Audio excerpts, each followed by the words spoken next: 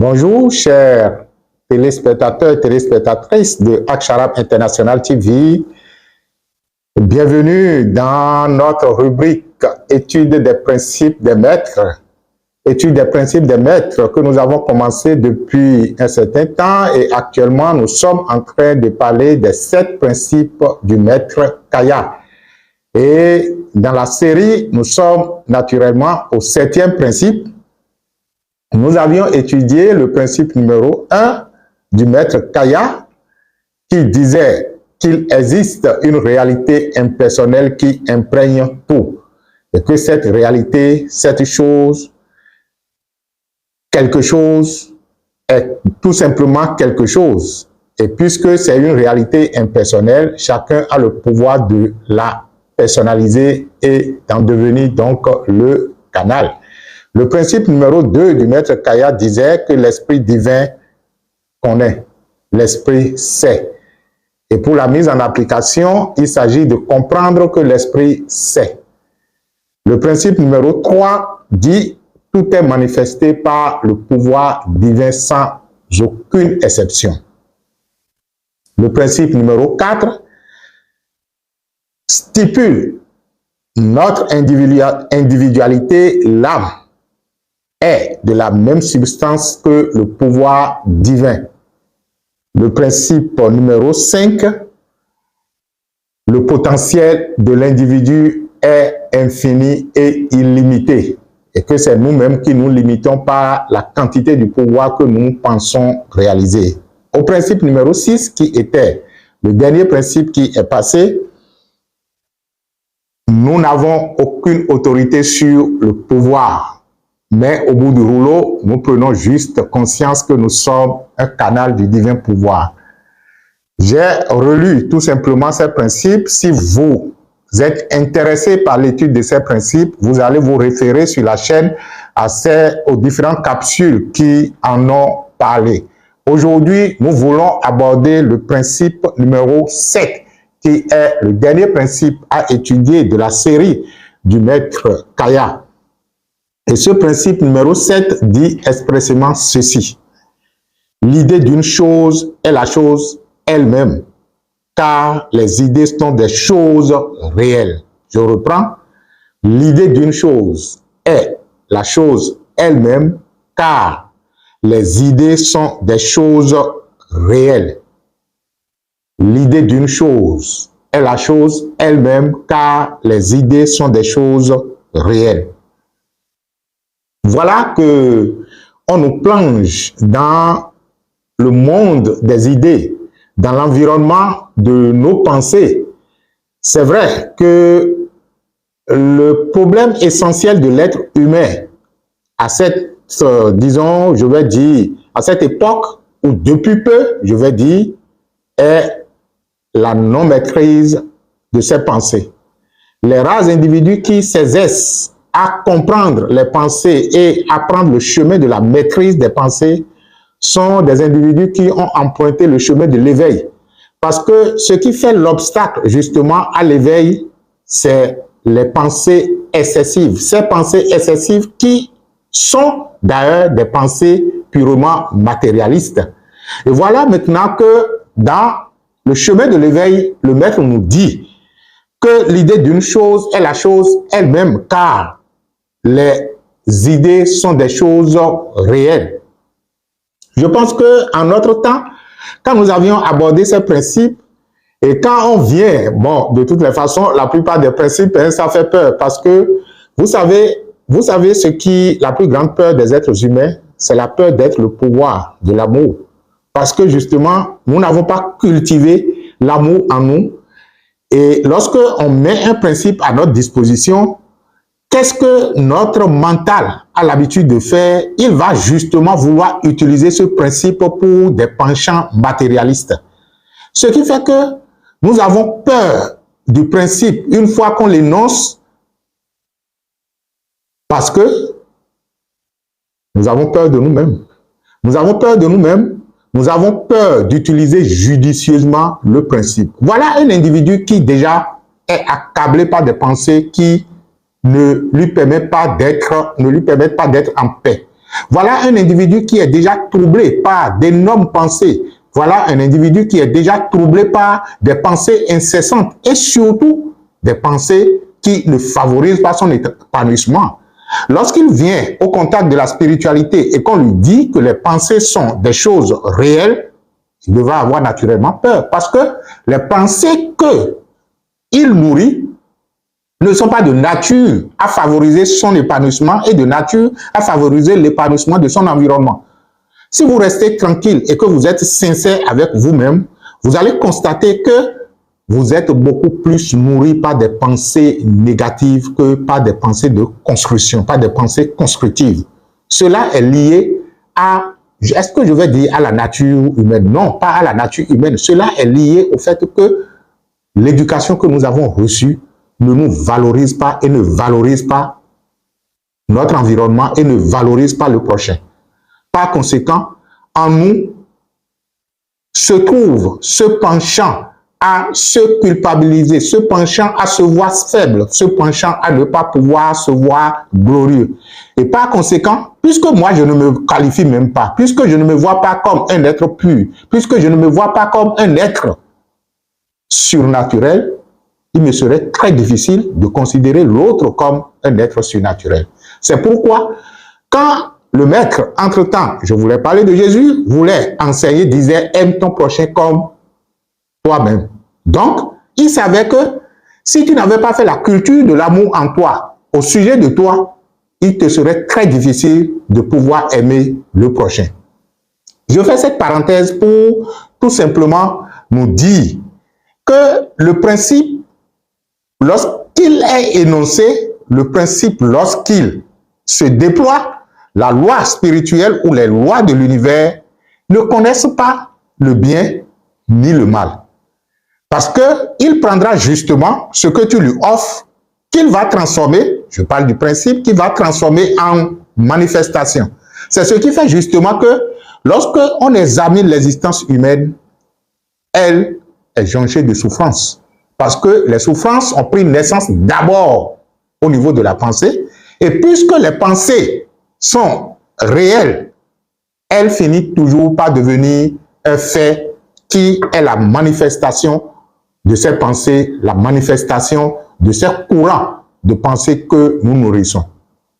Alors le problème c'est, oui, élégamment énoncé que les idées sont des choses réelles et que l'idée d'une chose est la chose elle-même. Comment faire alors pour que ce soit les meilleures choses qui nous traversent en termes de courant d'énergie, de pensée? Comment faire alors pour que nos pensées soient directionnées dans des pensées constructives? Comment faire alors pour que nos pensées soient des pensées beaucoup plus, des pensées d'éveil, des pensées d'amour, des pensées de paix?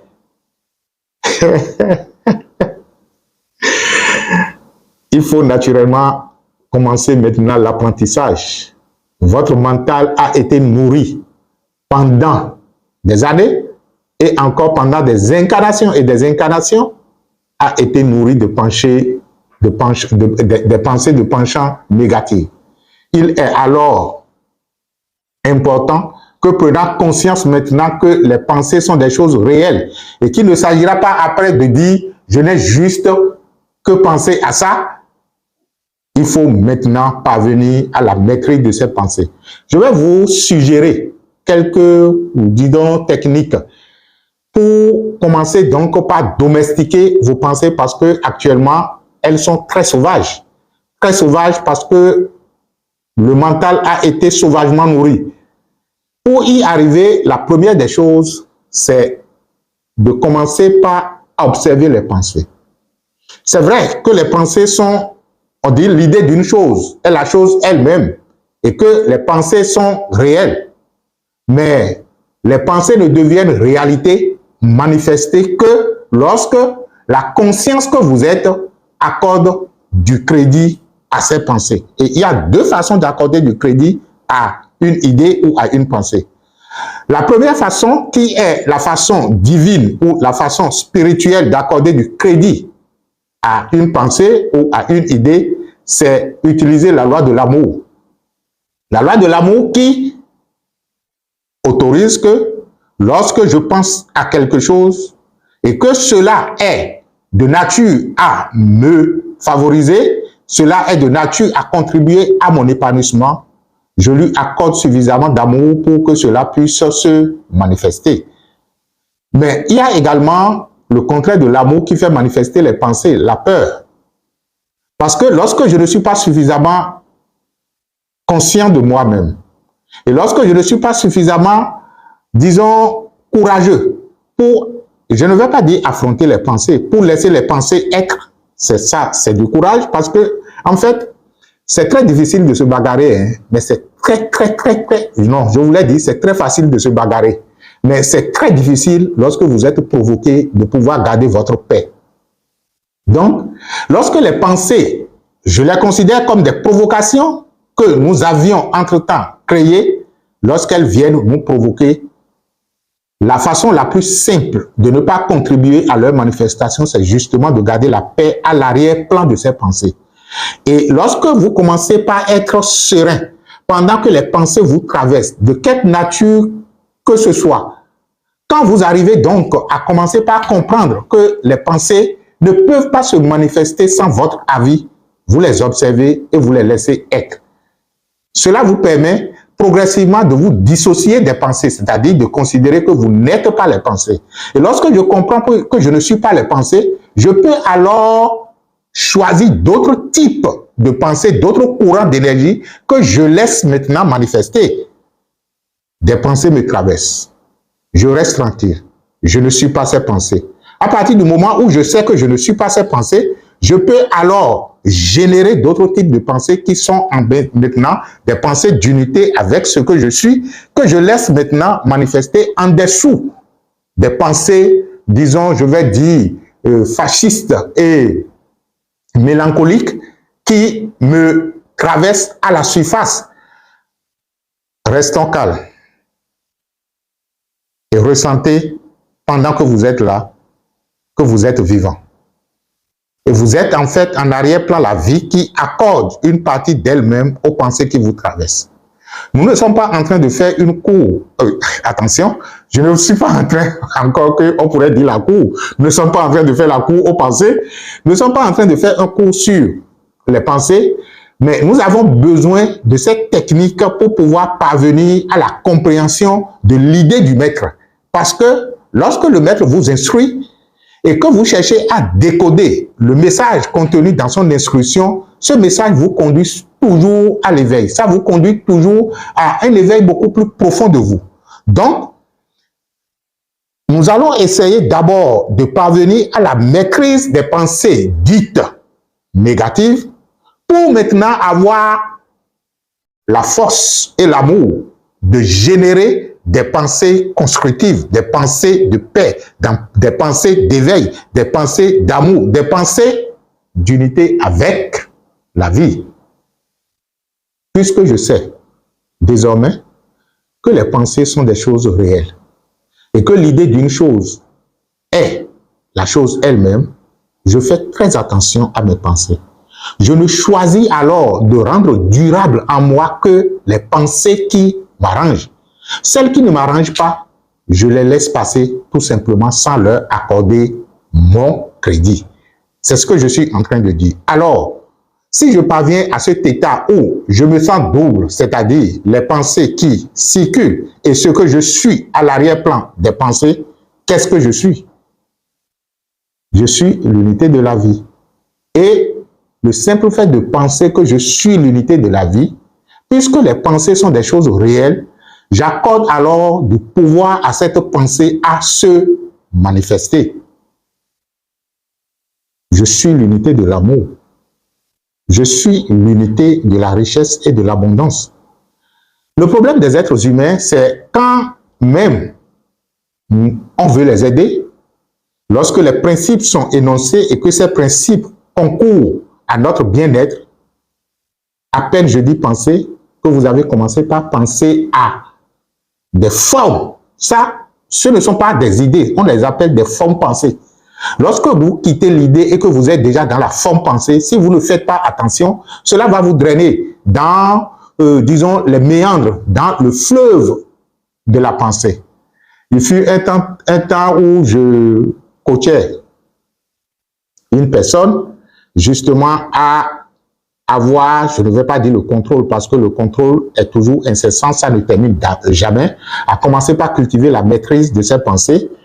Et il était d'accord que lorsque on parle d'observer les pensées et de ne pas rentrer dans le courant des pensées, lorsque les pensées sont négatives et que ça ne l'arrange pas, il a alors, bon, c'est bon de le faire.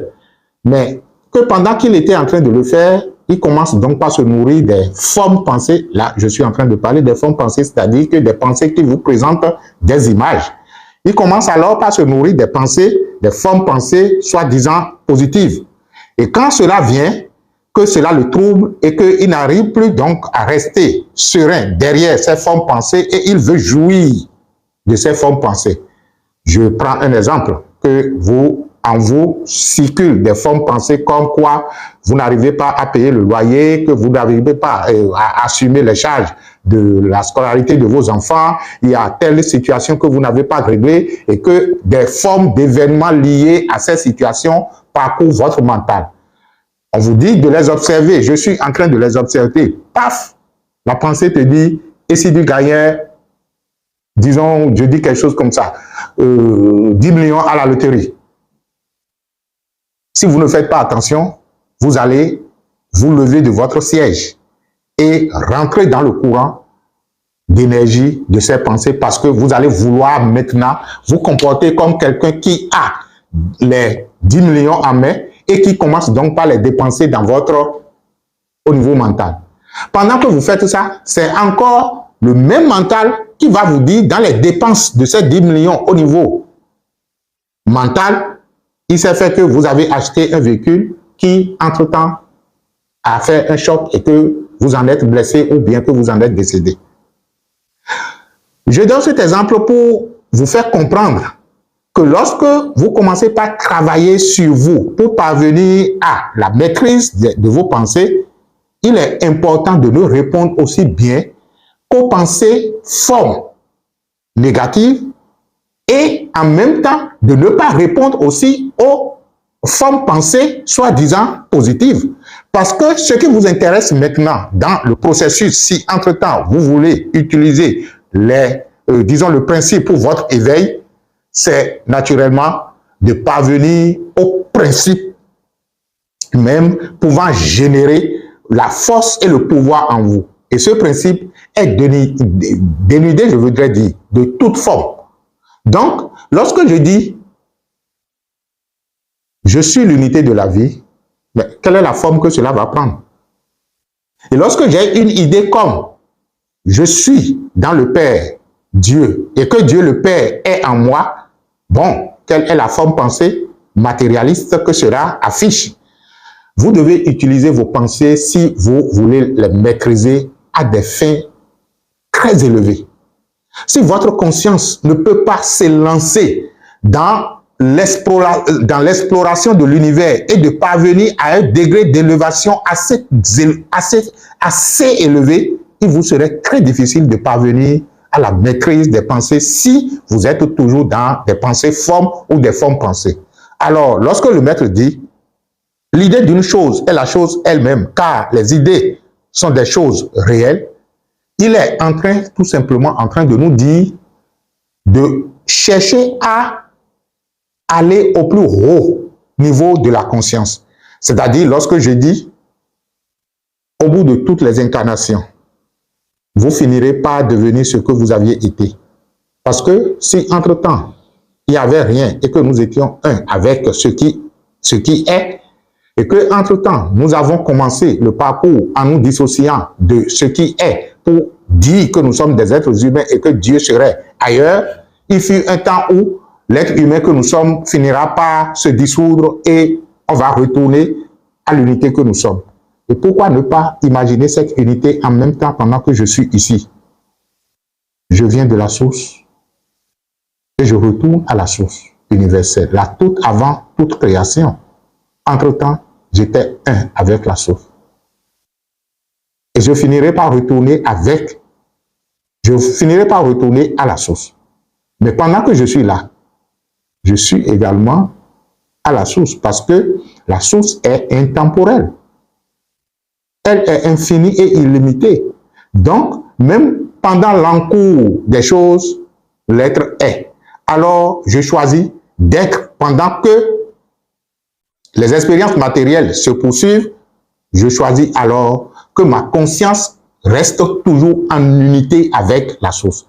Et puisque j'ai cette idée de l'unité de la conscience, j'ai cette idée de l'unité de la source, j'ai cette conscience, je vous l'ai dit, pensée, que je développe ces pensées de l'unité de la conscience, je commence donc par manifester dans la vie même réelle l'état de conscience transcendantale. Je commence par être en paix avec moi-même. Je ne dirais pas que je n'aurai pas de problème. J'aurai bien sûr des problèmes, mais derrière le problème, je pourrais garder ma paix et ma sérénité. Et c'est dans cette paix et dans cette sérénité que je peux alors puiser des solutions nouvelles, que je peux puiser des solutions adéquates. Alors l'autre dira, Père, glorifie ton Fils de la même gloire qu'il avait auprès de toi avant toute chose. Ce qu'il voulait dire tout simplement, c'est pendant que aucune expérience n'avait commencé et que j'étais en unité avec toi, je manifestais toute sa gloire, toute ta gloire. Toute ta gloire se manifestait à travers moi. Mais quand l'expérience va finir, je vais retourner encore en toi pour la manifestation de ta gloire. Mais pendant que l'expérience est en cours, je peux également bénéficier de cette gloire. C'est pourquoi il dit au Père, glorifie ton Fils de la même gloire quand rien n'avait commencé, de la même gloire qu'il avait auprès de toi avant toute chose. Donc si je comprends cela, l'idée de cette unité me fait fondre en même temps dans l'unité que je suis de la conscience et je commence donc par bénéficier des acquis de cette unité. Alors je comprends que l'idée d'une chose est la chose elle-même, car les idées sont des choses vraies, les idées sont des choses réelles. Et le maître poursuit, c'est-à-dire que pour lui, le modus operandi, ce qui nous permet donc d'utiliser ce principe-là au fin de notre éveil, c'est ce que nous désirons obtenir, ce que nous désirons obtenir existe déjà ici et maintenant. Ce que nous désirons obtenir existe déjà ici et maintenant. Et le maître dit, crois et accepte ce que tu as reçu. Ce qui est vrai en pensée, alors tu manifesteras. Ce que tu as reçu, c'est justement ce que tu ressens dans tes pensées. Si tu as la possibilité d'imaginer quelque chose, cela veut dire que tu l'as déjà reçu. Ce que nous ne pouvons pas recevoir, c'est ce que nous ne pouvons pas imaginer. Donc, si l'être humain a la possibilité d'imaginer qu'il pourrait être en unité et en sainteté de Dieu, il l'a déjà reçu. Je ne parle pas des notions de bonheur, de richesse en termes d'acquisition matérielle. Je parle de notion de la richesse en tant que principe. Parce que la vraie richesse est principielle. La vraie richesse, c'est celui qui prend conscience de l'immensité de ce qu'il a. Bon, en fait, de l'immensité de ce qu'il est. Parce que ce que nous sommes, c'est ce que nous avons. Et qui prend conscience qu'en fait, sa richesse, ce n'est pas ce qu'il possède à l'extérieur, mais c'est ce qu'il est à l'intérieur. Lorsque je prends conscience que je suis immensément infini et illimité et riche, et que chaque matin je prends conscience de cette grandeur, cette portion, c'est-à-dire au fur et à mesure du déroulement de l'existence, c'est portion par portion que cette grandeur se manifestera dans mon existence, parce que j'ai tourné mon regard vers la vraie richesse. La vraie richesse est celle qui est à l'intérieur, et elle est dénudée de toute forme. Ce n'est pas une richesse en termes de villa, ce n'est pas une richesse en termes de véhicules, ce n'est pas une richesse en termes d'acquisition matérielle, mais c'est une richesse en termes de principe. Donc, mes regards se tournent quotidiennement vers ce potentiel de richesse en moi qui est infini et illimité. Et je dis alors, Père, que ta volonté soit faite. Donc, ce dont j'ai besoin sur le plan matériel n'est plus lié à mon ego, mais est lié à la manifestation de la volonté divine. La manifestation de la volonté divine, c'est quand mon attention est accordée à l'Esprit divin en moi en tant que richesse infinie et illimitée, sachant bien sûr que ce potentiel en moi connaît. Là, je rejoins un autre principe du maître Kaya. Donc, les principes se recoupant, en voulant appliquer un, je suis déjà dans tous les principes. Donc, lorsque je prends conscience de ce potentiel de richesse en moi et je dis, Dieu le Père, je n'ai d'autre richesse que toi. Tu es ma propre richesse. Parce que je suis toi, tu es moi. Nous sommes un. Ce que tu es, c'est ce que je suis. Par conséquent, que ta volonté soit faite. Ne le dites pas à la façon des religieux qui se regroupent à crier du matin au soir, comme je le dis, nous empêchant de nous reposer, nous empêchant de nous de dormir. Dites-le dans le silence de votre être. Vous n'avez pas besoin de crier. Parce que si Dieu est omniscient et s'il est omnipotent, avant même que vous n'ouvriez la bouche, il sait déjà de quoi il s'agit. Donc, c'est en le ressentant au plus profond de vous comme étant la source de toute manifestation que vous pourriez donc lui dire de manifester une portion d'elle-même. Et lorsque cette source, en unité de vous, manifeste quelque chose, elle le manifeste à perfection. Mais lorsque vous faites usage de votre pensée dératée, d'une pensée matérialiste pour pouvoir manifester les choses, parce que ça aussi c'est une possibilité, c'est la voie aussi de manifestation, et c'est cette voie que la plupart des êtres humains utilisent aujourd'hui en faisant des efforts au niveau psychologique pour pouvoir donc concevoir les choses et les manifester. Non, la véritable conception,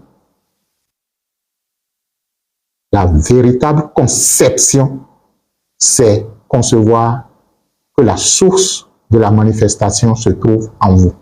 La source sans forme, le potentiel sans forme, le potentiel infini et illimité. Lorsque vous concevez cela et que vous comprenez les attributs de ce potentiel comme étant l'omniscience et l'omniprésence et l'omnipotence, vous devenez alors le canal du divin pouvoir. Et là, ça doit être le principe 5 ou 6, je me rappelle pas, le principe 6. Vous devenez alors le canal du divin pouvoir et le divin pouvoir s'écoule à travers vous pour accomplir ses œuvres. De moi-même, je n'accomplis rien. C'est Dieu le Père qui est en moi qui accomplit ses œuvres. Je pense que lorsque nous parlons terre à terre comme ça, vous commencez par comprendre que Jésus n'est pas à adorer et qu'il a exprimé tout simplement des principes universels que les maîtres continuent toujours de nous enseigner et qu'à partir de ces principes, nous puissions devenir l'un d'entre eux. Mais vous n'êtes pas suffisamment courageux pour estimer que votre héritage divin vous appartient comme cela appartient au maître du passé et au maître du présent. Si vous pensez que Dieu a réalisé des choses magnifiques à travers ces soi-disant maîtres ou prophètes, et qui ne peut plus accomplir maintenant, cela veut dire que vous avez mis Dieu dans le passé et qu'il n'est pas opérationnel maintenant. Or, si Dieu n'est pas actualisé, comment pourra-t-il intervenir dans votre existence? Parce que votre existence est actuelle. Donc, je vous invite à actualiser Dieu, à actualiser la vie en faisant preuve d'intelligence et en réalisant donc que les principes mis à disposition sont des principes à intégrer. Je vous avais déjà dit comment on pourrait faire l'étude de ces principes. Prenez le principe, méditez là-dessus jusqu'à ce que vous en ayez votre propre compréhension. Et quand votre conscience va faire le retour sur elle-même et intégrer le principe, ce principe deviendra opérationnel en vous parce que vous n'allez plus faire d'efforts avant que votre conscience ne se focalise là-dessus. Et comme il est démontré scientifiquement maintenant que l'énergie coule là où l'attention va. Donc, lorsque votre attention va se focaliser sur les principes et que vous allez vouloir les utiliser pour atteindre des hauteurs encore plus élevées de votre conscience, vous serez surpris de comment les principes vont fonctionner merveilleusement en vous et à travers vous. Je vous remercie d'avoir été fidèle à cette aventure de l'étude du principe des maîtres, l'étude donc des principes du maître Kaya. Nous en avons fait 7. Et nous allons marquer une pause et après, nous allons ouvrir une autre vague d'études de principes.